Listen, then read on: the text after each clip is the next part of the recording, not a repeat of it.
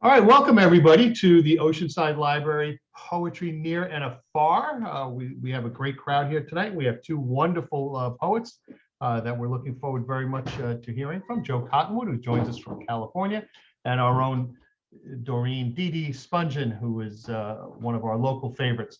And so I will remind everybody, if you do not want to be in the open mic, please throw it into the chat and just mind your mics. And but let's give a warm welcome and let's get started with Joe Cottonwood. Joe, it's all yours.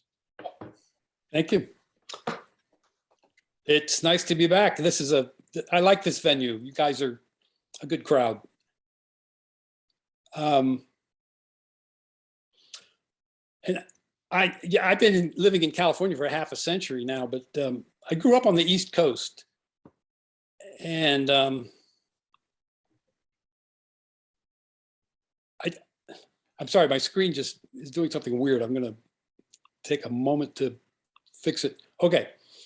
I grew up on the East Coast, and I've been, you've been on my mind for the last week because of the weather. We had a cold snap here in California. Of course, a cold snap in California means it gets down to 32 degrees at night. But it was enough to remind me delivering newspapers as a boy. And this is a brand new poem. So I'll start with that just in honor of Long Island. It's called People Who Rise in Darkness. From the street, you see the first halos of bathroom windows, frosty and foggy, as you toss a roll of news. Bathlight first, not bedroom. That's how people rise. Then bedroom before kitchen. You're just a kid breathing clouds into the air, but you know they will pay when you ask each month without hassle and sometimes tip, though not large. You catch glimpses of bathrobe and coffee pot, or bundled outside scraping windshields of idling cars. Those houses, still dark, might make up excuses, dodge you or complain, or be so rich you don't exist. But people who rise in darkness are on your side.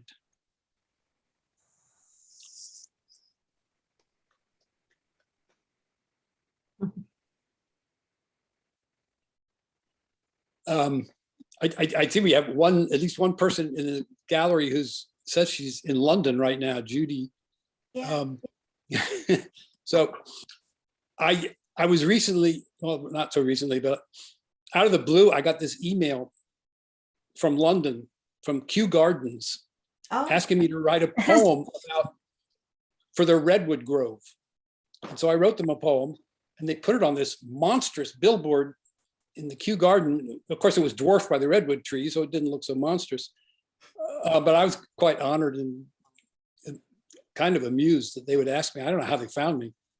But I do live in a redwood forest, so there's a connection there. So here's the poem that I wrote for them and that they posted in their redwood grove. The poem is called, by the way, I've never been to London. I've never been to England. Hopefully you will. Hope so. This is called Because a Redwood Grove. Because naturally, upon entering, you lower your voice. Because through branches on high, fluffs of fog drift in shafts of sunlight. Because you've met this feeling in cathedral, mosque, temple. Because a redwood seems always to know what it's doing. Because your body feels small. Because your spirit grows large. Because a redwood with its power will never preach, makes no demands, sips from the clouds, swallows the sunlight, shelters the chipmunk, the owl, you. Because a redwood takes the long view, Because the redwood withstands flame, has kinship to stone, to river and earth, to the patience of stars, to the holy. Because you forgot the question, but a redwood grove is the answer.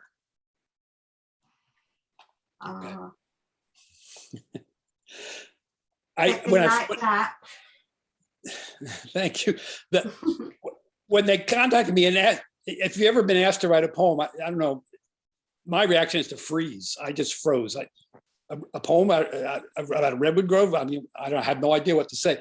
And so I talked to my wife and said, what would you say about a redwood tree? And she said, they always seem to know what they're doing. And I thought, that's my key. Okay. And that's in the poem. So sometimes you need a prompt like that to get going.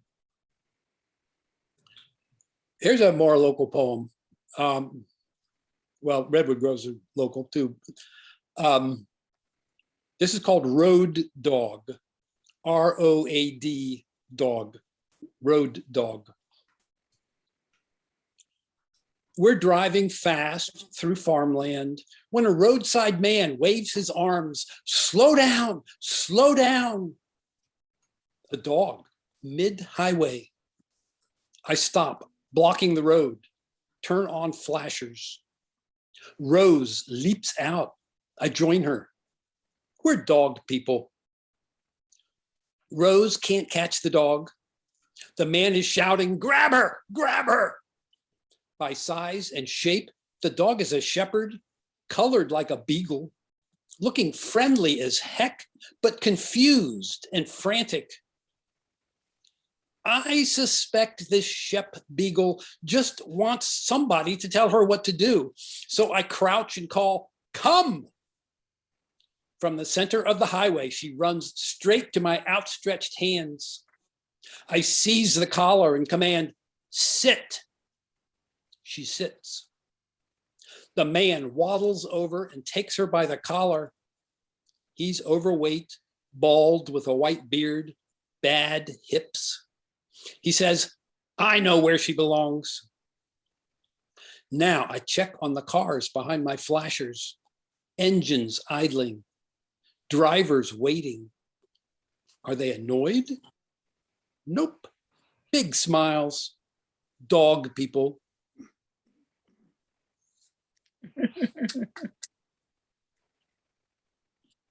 Thank you. It's a true incident. Sometimes a poem just happens and all you have to do is write it down. You know? Okay, as long as I'm doing dogs, here's a cat poem. Well, it's really not about cats, but you'll find out. It's called A Feral Calico Cat. A feral calico cat used to sleep in my truck like a ghost, leaving the driver's seat warm, but gone when I'd arrive. Heard me, sharp ears. Sometimes on the console, she'd leave a bat with wings intact, a baby rabbit, neck broken, rent paid. I set out kibble, she wouldn't touch. Never bore kittens, though I'd hear nights of yowling, fights. Later, her ears failed. I'd open the door and she'd startle awake, leap, clawed my shoulder once in her haste. Near the end, she'd eat the kibble, but still got skinny, ribs outlined. One day I found the food untouched. She'd vanished. Like most animals, she knew how to die.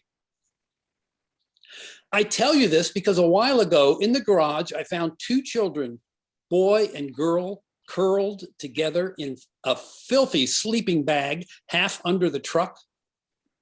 On the girl, arms like wire.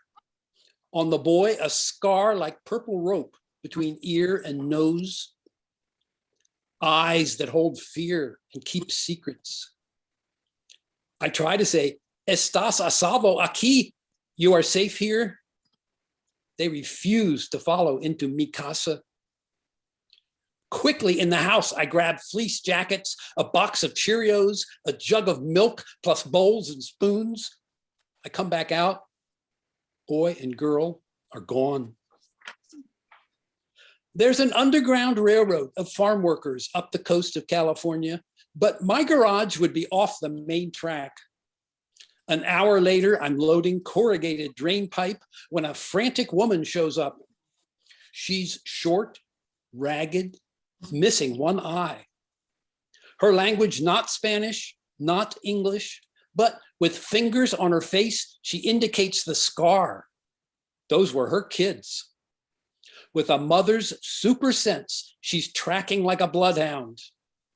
All I can do is point to where they slept and offer her some Cheerios, which she declines. She takes the jackets, and then she's gone.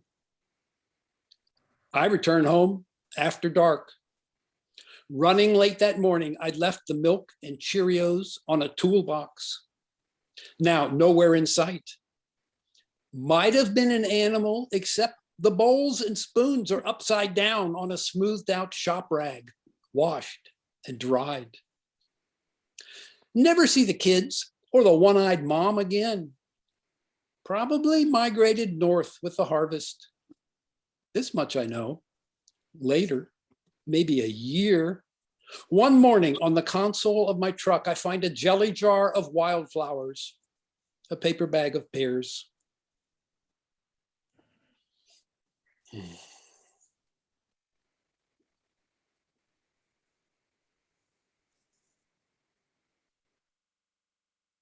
Let's get away from animals.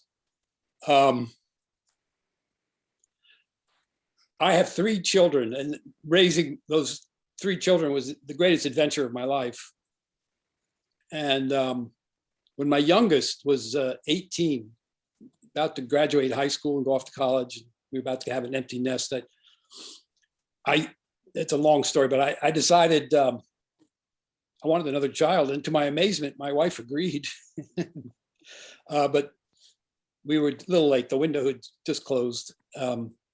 But recently I got to thinking, what if the window hadn't closed? What if that child had been born? That child would now be 18. That would be the age when I wrote the poem. And so I wrote this poem to her.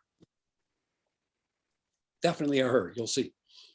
The poem is called To My Daughter Who Was Never Born.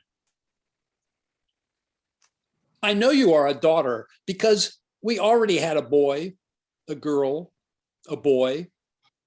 It was a girl's turn when 2 cells in a womb chanced not to meet. Now, here's a prom date waiting, corsage in hand, at our door. Aren't you ready yet? Our family, never big on proms or dressing up. Will you dance in blue jeans? As parents, we made it hard. You, only 7 when your mom got cancer. Not easy. I'm sorry for that. In your 14th year, daughter, we blew up. Yes, I came down hard on you. Stealing a car is serious trouble. But I promised not to dwell on that, except to say I secretly admire your gumption to steal the candy of a billionaire's spoiled brat, to, without lessons, drive that Jag to San Diego to free a dolphin who, it turned out, didn't want to leave his private tank where fish appeared like magic twice a day, precisely timed. Some souls prefer order. Not you, not me, this family, beyond the bedrock expectations. Get an education, be kind, don't steal cars to rescue dolphins. Here, daughter, some fish. Next year, again, I will lose you, who I never had, as you burst from your tank, swimming, leaping the prow of this aging boat with such grace, such hope. Your home, the ageless sea.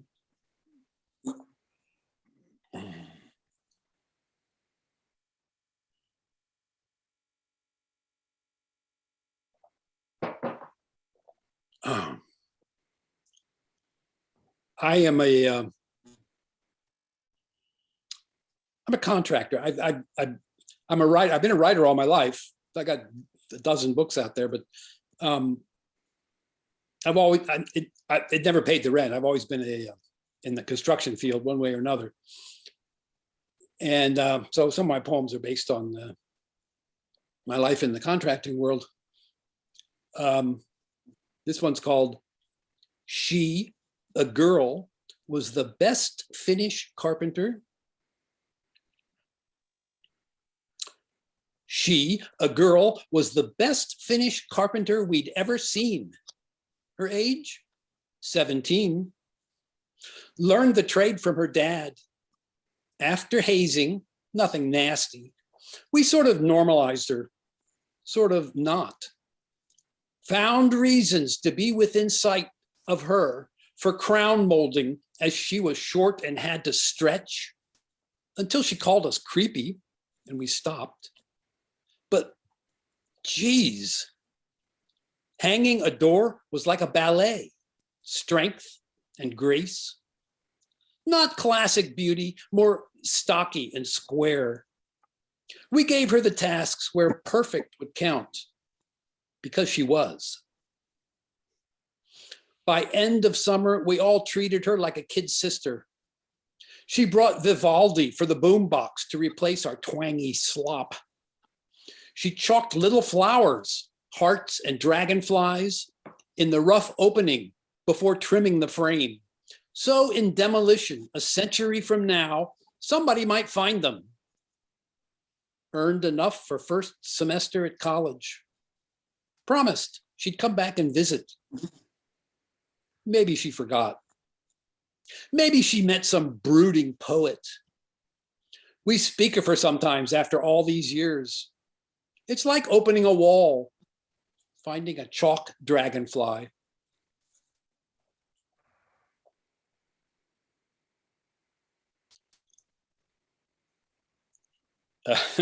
My voice is giving out on me. I'll do one more, okay? It turned over. This is from my experience as a parent. Why is air? Why is a worm? Why? Because air fills where nothing is. Because wind is air that is moving. It pushes the clouds across the sky. Because clouds are water floating in air. The water falls as rain and the earth becomes mud, and then worms come out and play. Careful, don't step on worms. Because worms are alive. They eat earth. They breathe air, drink water. Because you make me explain the simple poetry of everyday life. Because life with you is my earth, water, sky. Thank you for asking why. Thank you all. Tremendous, absolutely tremendous. Thank you. Thank you, Joe. Thank you. Absolutely wonderful. There's a lot there that's going to stay with us, I know, after this is done. Thank you, Joe. Thank you very much. All right. So after that wonderful reading, we introduce one of my personal favorites and one of our local heroes here. And so without any further ado, Dee Dee Spungin. Tony, thank you so much. Joe, that was just wonderful. Absolutely wonderful. I wish you had said you would go second, but and everybody who knows me knows that I love to go second, but that was wonderful. Thank you. So hi, everybody. Thank you, Tony, for asking me to read.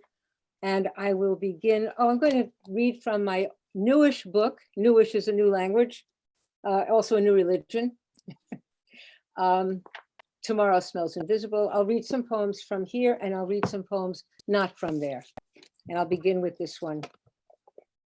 Self-Pity Trilogy on a Cold Weekend. 1. just about midnight. Places fingers on keyboard, closes eyes, waits and waits. Thinks better of the missed opportunity for early retirement, tired, wanting sleep, gives fingers a pass, gets into bed, retires brain, dreams, vows to write the pictures into words come morning, forgets as soon as she wakes. Lost opportunities often begin with promises. 2, wide open late morning. Need spills blood on snow. Room cold and deserted. My breath fogs the screen. My chilled hands refuse to work. Brain, why have you deserted me? 3, needy Sunday late afternoon. Don't tell me you love me. Tell me you love my words. Tell me my poems sing to you. Yes, tell me that.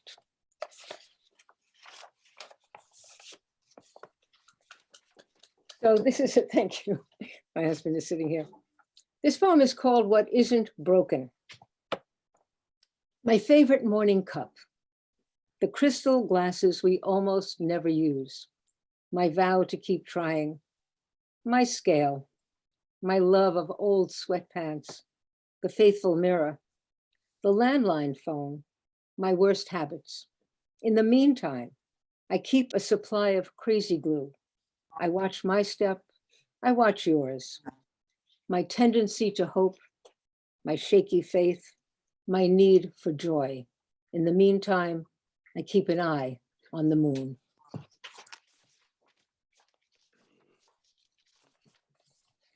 A couple of weeks ago, we were here and I read a poem, and I'm going to read it again because it mentions the month we're still in, only January. Lone lily sits in forgotten water. Fissures let in too much light. Lies hover, drip dark clouds. Her heart, invisible page, she can feel the etched message her eyes fail to interpret. Butterfly words raise her lids to familiar colors gone before retrieval. She carries a germ of hope in a torn pocket. It is that kind of year.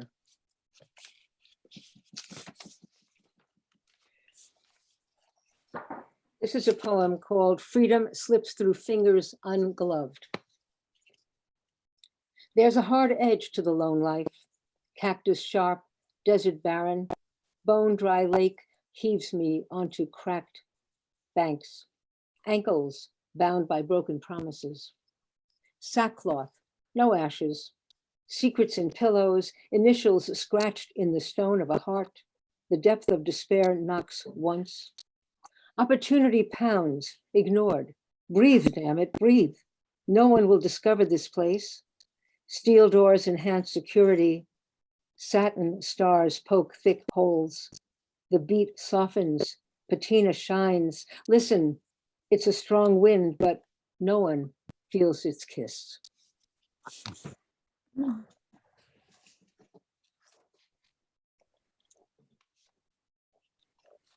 I'm smiling because my husband is sitting next to me clapping or banging the desk or some such. Thank you. Dipping a toe in old oceans. It may be time to write the tears as sadness overtakes the sun, and moon in hiding sends me notes I promise not to share. Perhaps a telescopic view so to clear my head of angry noise, or through the night, the thoughts of you that paint such ancient moments. The stuccoed walls cannot be signs, nor crayoned memories allowed. A note fished from the sea presents old silhouettes and shadows. A recipe corrupted, a table overturned, a haystack pinned by needles, the final lesson burned. Skipping along the pages, thank you. Searchlight. I move ahead into the moonlight, keeping secrets, devouring roses. Coarse walls admit no light. The lesson inherent, but evasive, elusive, but crucial. I toast to truth and to a sense of ease, remembering childhood, the way I recall, a safety zone within a lifetime, but who really remembers?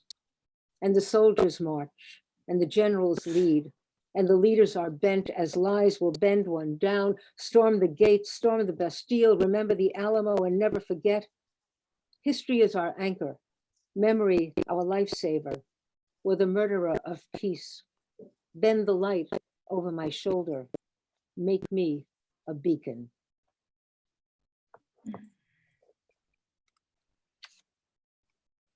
Thank you. Raising children. Feathers for a crown inlaid, jewels taken from petrified trees. Children pass through empty forests, butterflies with nets. Run, children, stay free. Remember when I admonished you, reminded you how big you are, how frightening to smaller creatures. Remember how proud I was. You let them live.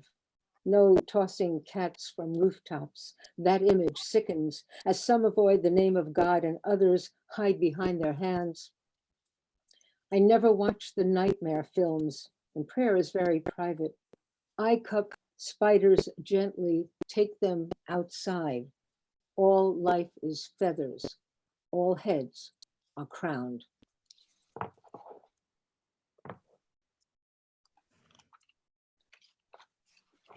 And here's a poem called Stonecaster.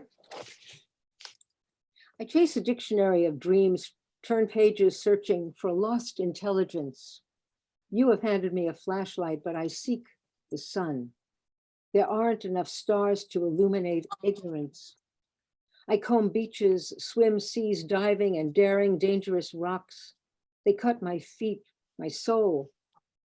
There is no in between, but I persist, insist on a truth that has been slain by the lying lips of my fellow man. In this history we are forging. There is only despair, disrepair, and the dystopian, hopeless future I fear in my closest dreams. A garden is dying. We are the lost, the level-headed, the lovers, the unloved, a minority of intelligence drowning in polluted water. Can you swear you never soiled the beauty that was earth? This next poem is the poem from which came the title of the book. The poem is called Amygdala. Amygdala it refers to the brain portion related to emotion and memory. And the poem has an epigraph by Catherine Lamberg in The Fragrance of All My Forevers. Amygdala. An ocean of scent, a grove of pines, the sharp smell of cat, pea soup on the stove, apple pie. Suddenly I'm safe, but late again for the school bus. Lunch bag, the smell of pencil lead, all my years tossed in a pot. Aftershave, melted chocolate. Yesterday boils over. I wipe it clean, keep drops of my past in a vial marked emergency. The scent of history releases the dead. Tomorrow smells invisible.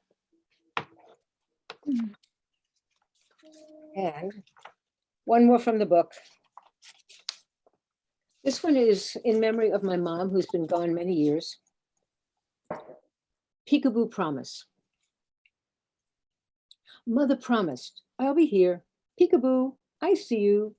I'd laugh, a little scared, I think, when she'd disappear. Laugh relieved, her face returned from hiding hands. The games that teach us promise, how to keep, how to believe. Mother made the promise. Mother was the constant. Mother was the engine, made the house go round. I phone you. Are you well? I mean, are you still there? Time's a thief with soft wool socks, so quiet as he steals our life.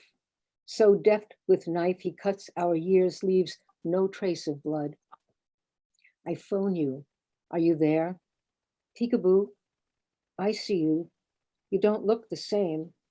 Mother was the constant. Mother made our home. Mother made a promise. I gaze upon your face, your final resting place. Peekaboo, I see you. broken promise. Mama, wait, I call you just to hear me say, Mama, are you there? So pause for water.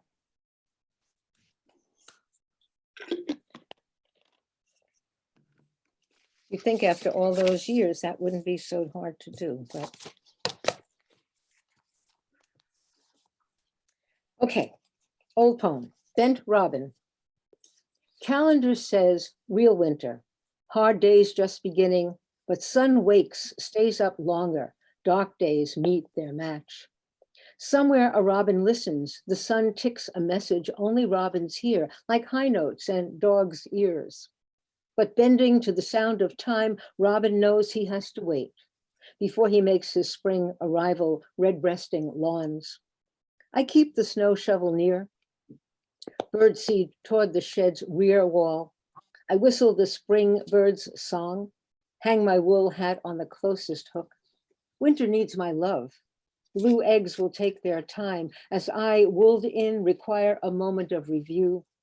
Spring will pass through soon enough, then go its way once more. And if anticipation's most of pleasure, what else is winter for?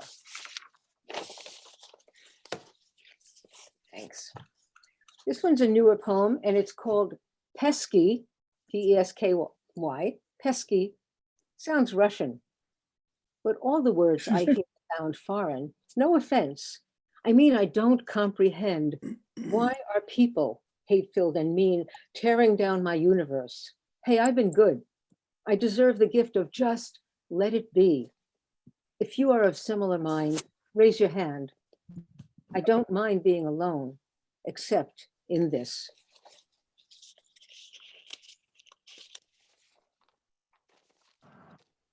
Thanks. I give up looking.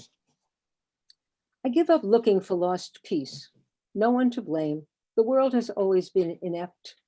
God, I am told, created it purposely imperfect, then created us to help fix the problem. I asked God about this. Why expect imperfect creatures to perfect imperfect creations?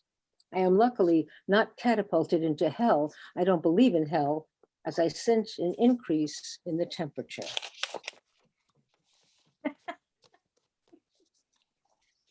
So my friend Ethel, some of you have met her. She'd come to poetry at Sip This and other places. She's been with me on this poetry journey since the first time I went to the first reading I ever attended, which was the Village Bookshop in Rockville Center years ago. I asked her something and she gave me an answer, and the answer is the first line of the poem. This is called Ethel's Advice. It's easier to postpone than to extricate. A friend's words I recall as I'm sinking in quicksand. Learning to say no is taking a lifetime. This, no joke, fits into a neat package I hold aloft, safe from the sludgy swamp threatening to swallow me whole. Giving consideration to yelling for help, the realization that it's, as they say, all on me. Yes, it's all on me and creeping up higher, not much time to have my life pass before eyes that will soon be covered by slime. Is this how they do it in the movies? I cogitate a moment, remember my friend's advice, think how it's always a day late, $1 short, tell myself to stop speaking in platitudes. I'm about to die after all, be a little intelligent. A rather large bird flies overhead, asks if I need help.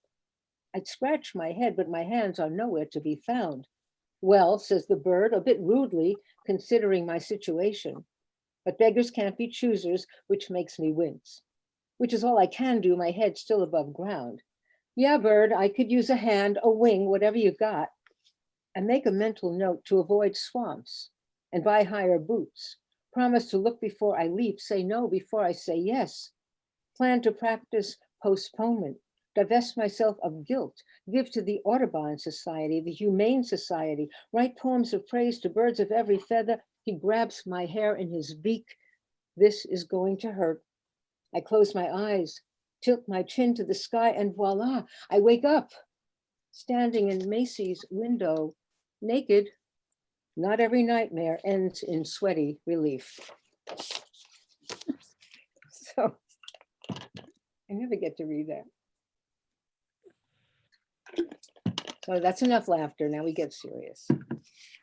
If you have ever been caught between two people you love who are at odds with each other and you become the mediator, you'll perhaps get this one. Nailed. Professing innocence, I am led to the chamber. Attorneys for the defense hang their heads. The Last Supper is being served and I can feel the nails. Dying for your sins bores me. Hold on a second. You can't take that outside, please.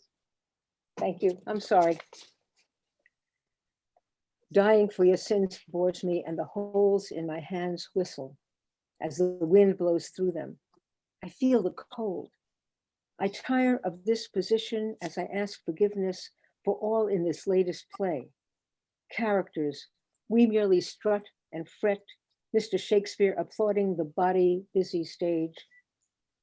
The truth lies. The truth lies somewhere between pain and suffering, between his and hers. I slip from the position and turn my back. I am closed to the demonstrations. The show must go on without me. I refuse to clap. It hurts my hands.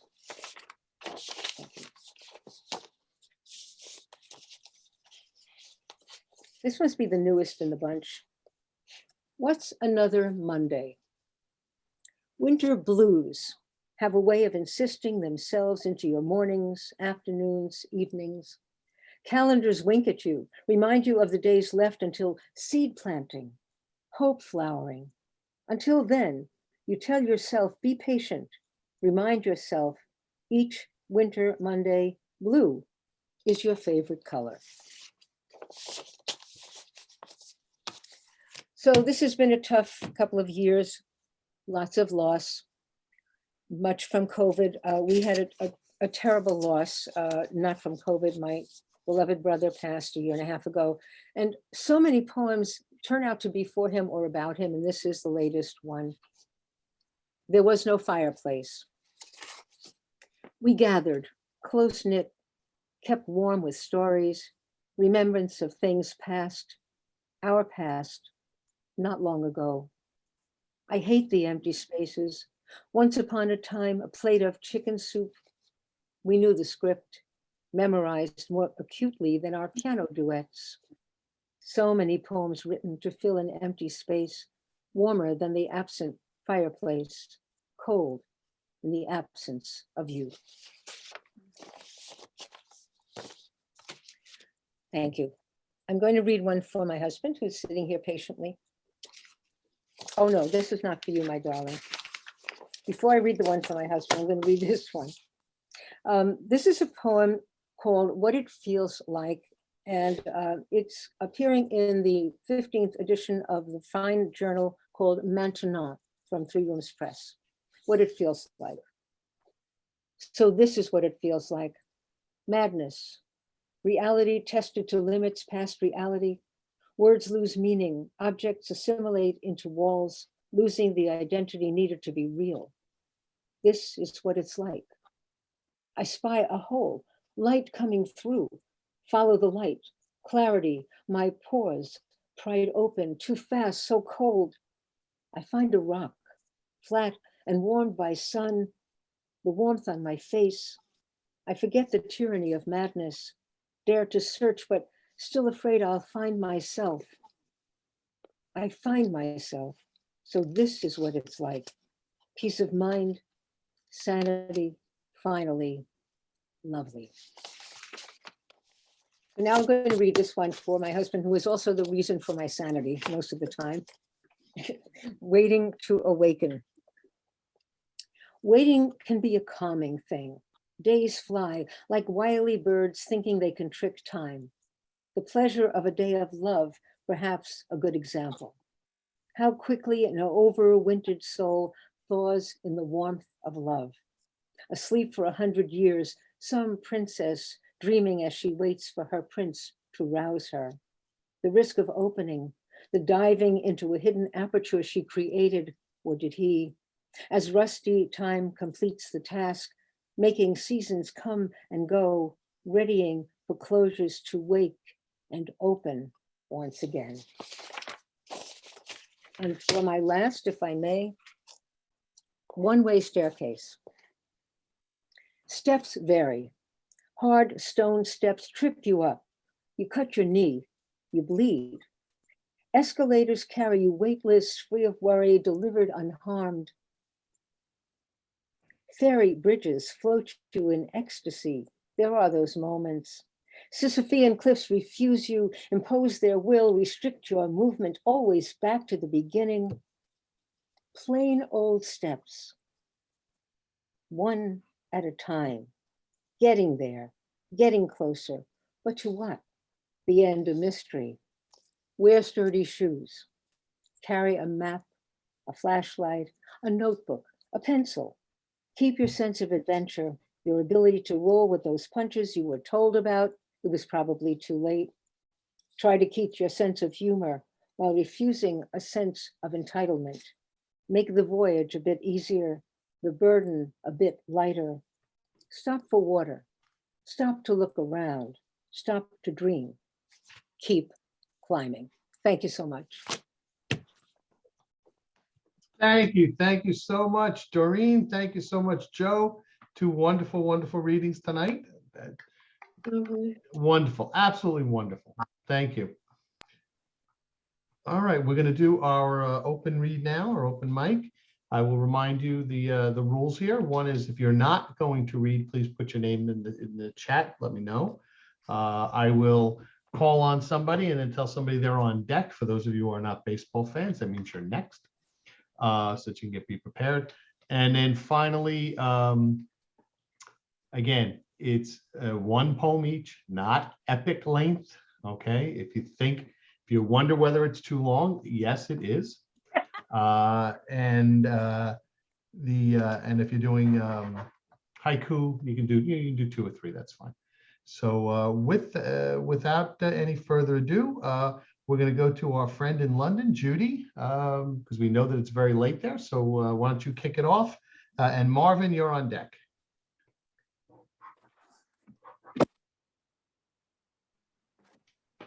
Do we still have Judy? We may not have Judy anymore. May have gotten too late for her. All right.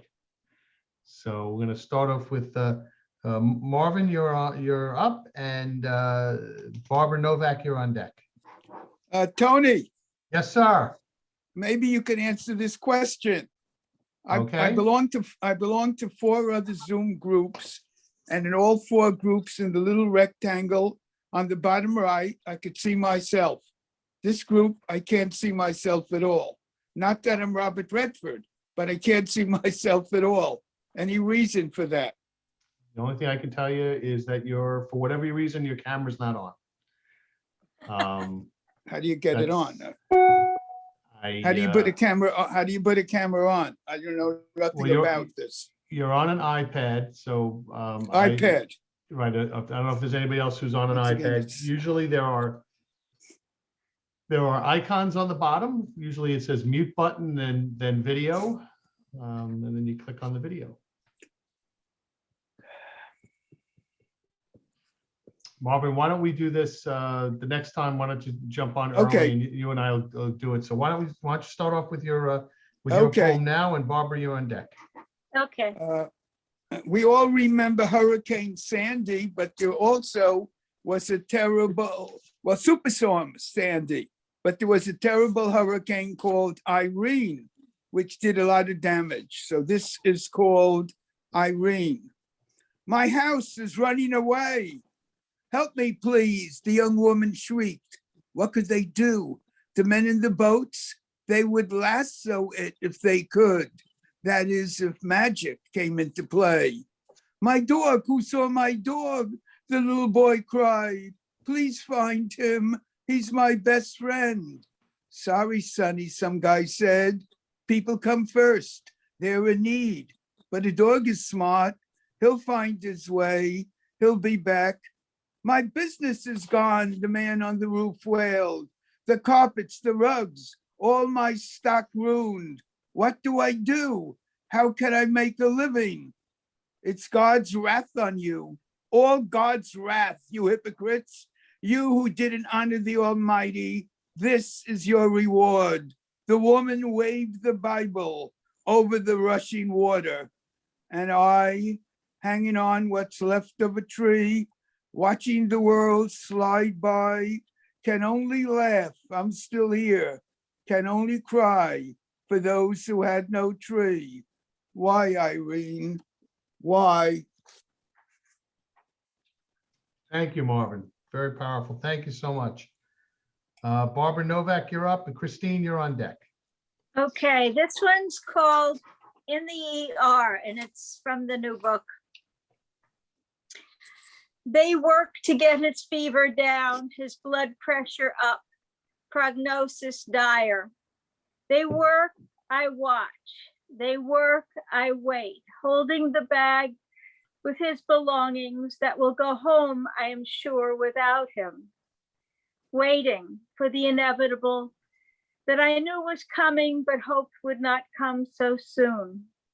In the antiseptic beeping environment, chill with the hollow wind of fear, of knowing the unknown so close, I touch its curtain, feel the weave of the fabric, not so gossamer after all, more shroud-like.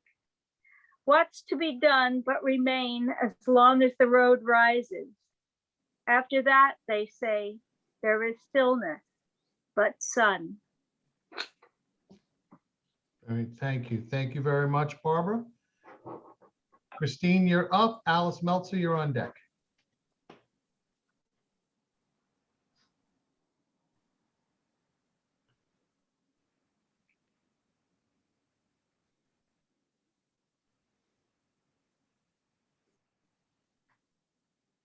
Okay. Christine? Sorry, Tony. No problem. Okay. This is What a Poet's Words Can Do, to the memory of Stanley Kunitz, 1905 to 2006. In the 20th century, there was an ancient poet who watched as his poetry soared out into the world like the white barn owl with its heart-shaped face, whose soul flies silently above the bird's body of hollow bones and feathers through this unfinished world, and where her talons will tear an animal's skin apart, open it to the inner sanctum, and rip red clumps of meat away from the carcass, then carry it off to her nest, her prey gripped between her deadly claws.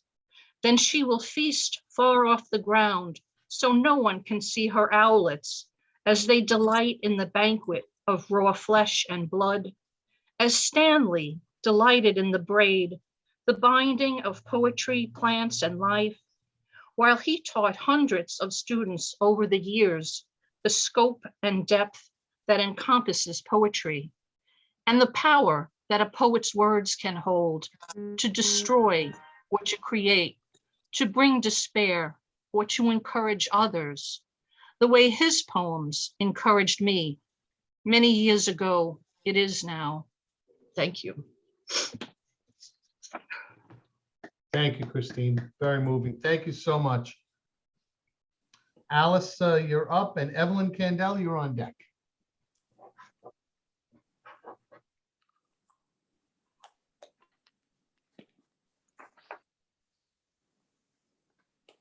Hi, can you hear me? Sure can. Okay, thank you. The shape of absence. The shape between two shapes defines and joins them together in one location. The relationship can be as dense as metal or as fleeting as the morning vapor, masking edges with shimmering subtle sunshine. Knowing anxiety, uncertainty, it circles everything like impassable rain. It swirls around the eddies, trapping leaves and twigs. In more comfortable circumstances, the rains are as familiar as a long-known companion. While longing, sometimes it will fill the hollow of a tree trunk. It is neither good nor bad. It is never the same, though In recognition, it makes a difference. Compare the distance of side by side. Their measurements could be incalculable. The distance can be as far apart as the stars or as close as lovers holding hands.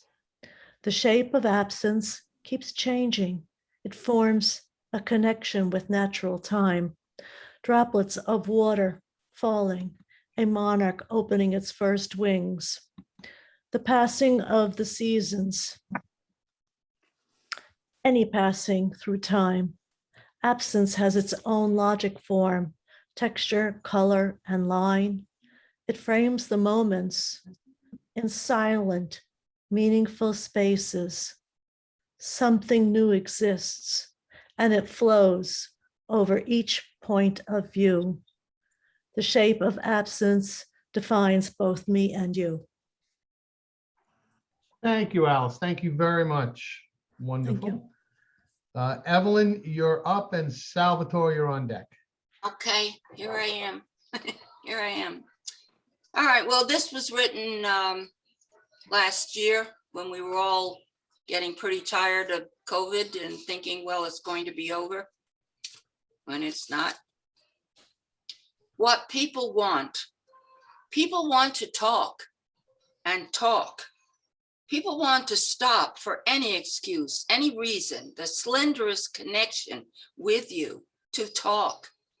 Hidden behind a mask or blissfully bare, they touch you on the arm. Remember me from the store, the hair salon, from church? Remember me? And begin to talk.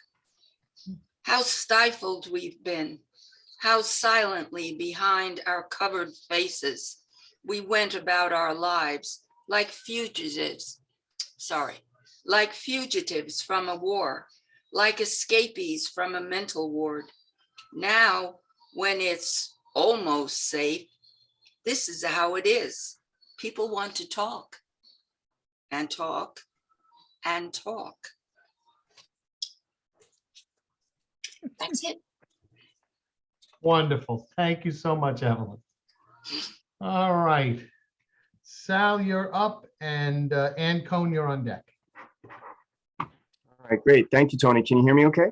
Yep, sure can. All right, great. All right, I think I'll share this piece. So this is a piece I wrote sometime last year. It's called Patterns Arranged and Delineated.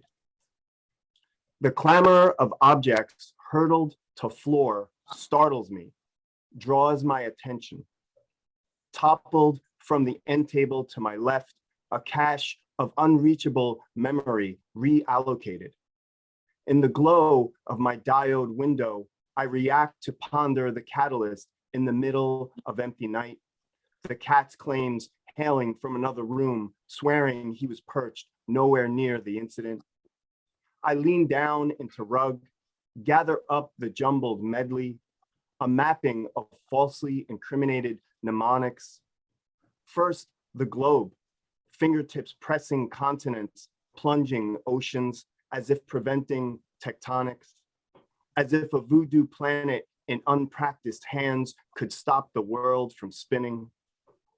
I hold it from spinning so it reminds me that the sun is moving on from accessible to another part of the world, a packed U-Haul backed in the driveway destined for the country of Vermont. Then the geodes and paper mache jars like stained glass, their tea lights flipped out, wicks never lit to shed variegated flickers. Then the picture frames, face down horizons I flip around to catch sunbeaming eyes lashing innocent and smile stretched cheeks flashing charm. A flourish for the fresh bloom, distant as early denim overalls, all baby teeth and dynamic repetitions. I lean down into earth, dig up the jumbled medley, in ear to a mosaic topography, listen for sage advice. And I can feel his boyhood apparition snickering like a toddler off in the corner, full of curious wonder and happy mischief. Fabric elements assembled as evidence left for me to find, clues culled from layers of memory framed. Thank you, guys. Whew. Thank you very much. All right. So Ann Cohn, you're up, and Judy Turk, you're on deck. Okay, wonderful evening. I love Joe's poetry of observation, and Dee Dee, your poetry is always so full of hope. Very, very special evening. This poem is for my mother who passed away recently. It's called Steamed Dumplings. Dampfnudeln, not steamed noodles as the name suggests, but dumplings, hearty German fare, plumped and steamed to perfection, paired with thick soup. Dough covered with linen towel, incubated lovingly in a ceramic bowl, then punched down repeatedly after rising. You fretted when the barometer plummeted, rejoiced when a high pressure system doubled your efforts. After dough was kneaded and shaped on a lightly floured board, it was recovered to rise again. A blue enameled Dutch oven sizzling with oil received softball-sized dumplings that sang as they simmered. Removing the lid required a steady hand. Dripping steam marred smooth surfaces. Mouths watering, we loved the sweet, salty taste, crisp texture and smokiness of slightly burnt crust. Peeling away delicate yeasty layers, we paid our compliments by eating our fill. Often you were critical of your creation, bemoaning results that did not meet your high standards. Still, we ate until we could no more. Always self-deprecating, unwilling to risk imperfection, you never served Dampfnudeln to your own mother. No, you never made them for her. And I have never made them for you. Wonderful. Absolutely wonderful. Thank you, Ann. Thank you very much. Judy, you're up, and Leslie, you're on deck. Thank you, Joe. Thank you, Dee Dee. Thank you, Tony, for putting together such amazing pairings. And thank you, open micers. So I like to pick something different for Oceanside.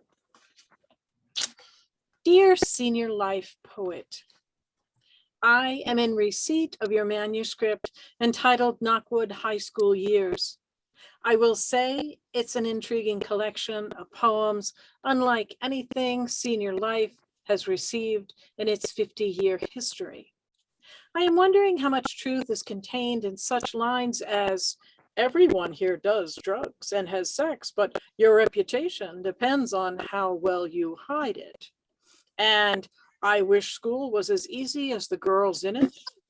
And did you really paint an S before up after sex on all the signs in school? And tell me true whether it is not anatomically possible for positioning described on page 81. I am sorry to say Senior Life is unable to publish your book, and not due to your age. It must be delightful to be 17. I am 70 and have trouble remembering my birth date. May I suggest you obtain a copy of our magazine? Perhaps you'll subscribe, perhaps your grandparents already do, as our content is devoted to senior citizens, not seniors in high school. Thank you most gracefully for submitting. I will not be returning your manuscript as I am studying every page, still wondering about page 81. I remain sincerely yours, the editor, Senior Life. Wonderful. Absolutely wonderful. Very, very good. Too funny. All right. So Judy, so Leslie, you're up, and then Valerie Griggs, you're on deck.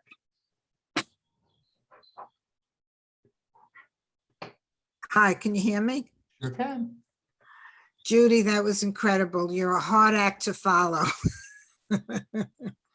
I had a good laugh, and I think everybody else did as well.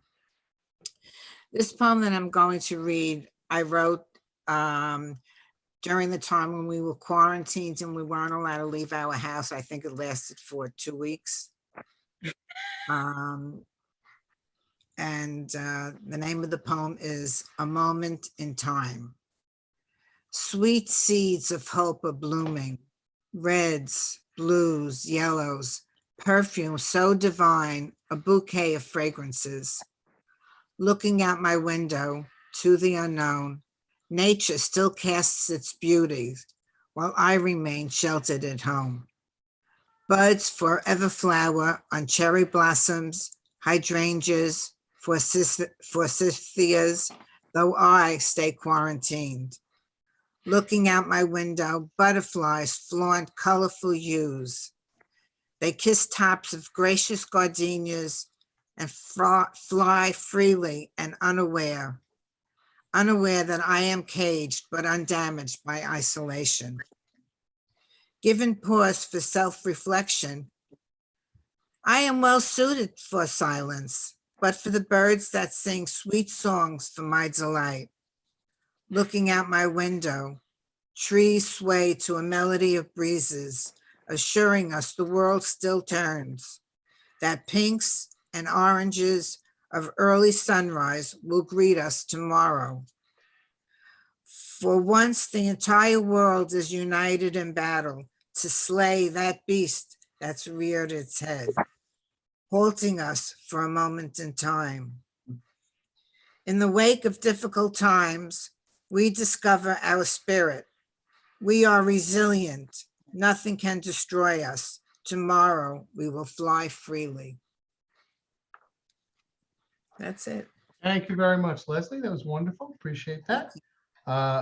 Valerie, you're up, and Larry McCoy, you're on deck.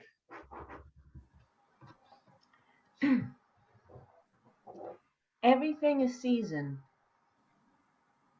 Light falls the way it does in fall, from the celestial crisscrossings to my hands, onto golden leaves, leaving pieces of time to warm in stained glass shadows drawn by daylight. The pieces hum absent-mindedly as we go about our business, and after a while, we feel ready enough to pick up the pieces of life and love and take another turn on the dance floor. Very nice. Thank you. Thank you, Valerie. All right. Larry, you're up. And I don't know, first of all, Marvin, we can see you now. So whatever you did worked well. I don't know who's on the iPad, but if you're reading, you're up next. And if you're not, if you could just throw it into the chat, that would be great. So Larry, you're up. I figured out how to do it. Excellent, Marvin. Appreciate it. All right, Larry, you're up. Thank you. What now? His daughter had been after him almost nonstop. Daddy, please clean up the basement before you die. Yeah, he had said over and over. One weekend, his grandson came out to visit. Well, not really. He came out to help clean up the basement. The grandson did most of the work and all of the heavy lifting. In throwing things out, both known and unknown substances, grandson and grandpa came across 25 to 30 ping pong balls. Unlike some other occupants of the house, they all looked in fine shape. Approximately 25 bags of trash were put out on the curb one Monday morning. After the grandson left, the daddy of the place did more cleaning. He's reluctant to tell his daughter the damn basement is almost clean. What'd she expect him to do now? Thank you. Thank you. Thank you, Larry, as always. Whoever's on the iPad, you're up. And Jerry and Maggie, you're on deck. Whoever's on the iPad, going once, going twice. All right, Jerry and Maggie, you're up. Guess I'll go first. Sure. It's called First Recital. You stand ready in wings for your cue. The music swells. Your heart pounds in anticipation. A deep breath to calm the heart. A plie to keep muscles loose and warm. Then with a fanfare worthy of a princess, you take center stage. Grace and beauty redefined. Thank you. And before Jerry goes, Michael, you're on deck. Okay. This is easy start. Awake early. Hands cradle a too-hot coffee mug as treetops are being painted gold by a sun busy rinsing night from the morning sky. I sit beneath echoes of last night's conversations hovering around the table. Survey the nearly empty Chablis, red smudged wineglass rim, soiled cups and plates. A warmth of memories ease me into another day. Oh, thank you very much. Okay, Michael, you're up, and then Amber, I think, is going to bring us home. I think everybody else has read that wanted to read. So with that, Michael, floor is yours. Thank you. The poem I want to read is called The Guitarist. He wants nothing between him and the music. To him, a pick might as well be a prophylactic, latex making flesh dead. No, he will never stab beauty with a plastic tooth. She is his music and his muse, her curves held close to him as the spotlight captures him, sitting so angular, he is a Spanish exclamation point. She, a brown hourglass on his thigh. With one hand, he holds her neck. With the other, his long fingers find her hard skin of metal and wood, speaking flamenco, and she singing back.